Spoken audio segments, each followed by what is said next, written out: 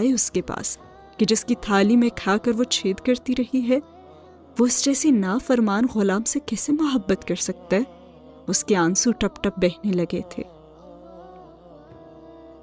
فاطمہ کے بہتے ہوئے آنسو دیکھ کر قرۃ العین محبت سے آگے بڑھی اور اسے گلے سے لگا لیا۔ گلے لگتے ہی فاطمہ نے ہچکیوں سے رونا شروع کر دیا۔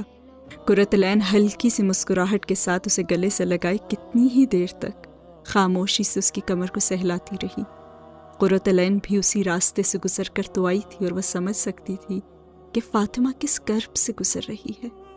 بعض اوقات انسان کو واقعی کوئی ایسا ساتھ چاہیے ہوتا ہے جو اس کے اندر کے اٹھتے ہوئے شور کو خاموشی اور اس کے خاموش بہتے ہوئے آنسوں کو سمجھ سکے۔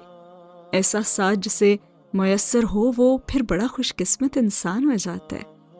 قرۃ العین جانتی تھی کہ فاطمہ کو وقت چاہیے، اسی لیے وہ خاموش رہی، یہاں تک کہ فاطمہ نے روتے ہوئے پوچھا، قرۃ، کیا اللہ مجھے معاف کر دیں گے؟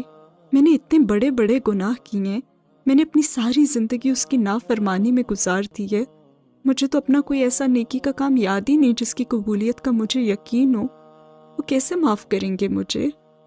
اور فاطمہ کے لہجے کی ندامت دیکھ کر قرۃ العین نے اسے خود سے جدا کیا اور اس کا روتا ہوا گلابی چہرہ اپنے دونوں ہاتھوں میں تھامتے ہوئے کہنے لگی، اللہ کیسے معاف نہیں کریں گے چندا، وہ تو بہت غفور الرحیم ہے۔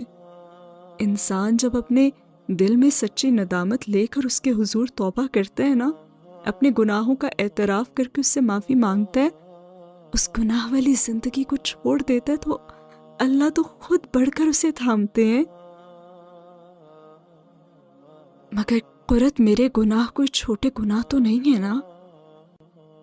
فاطمہ اس بات کی شاید مزید یقین دہانی چاہتی تھی کہ کیا اللہ اسے معاف کر دیں گے،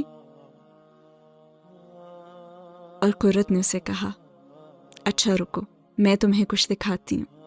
قرۃ العین جانتی تھی کہ فاطمہ کو کیسے یقین دلایا جا سکتا ہے۔ وہ اٹھ کر اپنی الماری کی طرف گئی اور اس میں سے اپنا قرآن نکالنے لگی۔